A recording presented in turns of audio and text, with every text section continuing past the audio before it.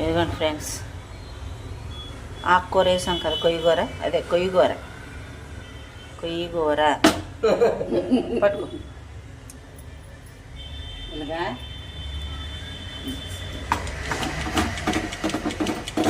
ఇది బాగా కవ్వం కొట్టుకుంటే మెత్తగా ఆకు అనేది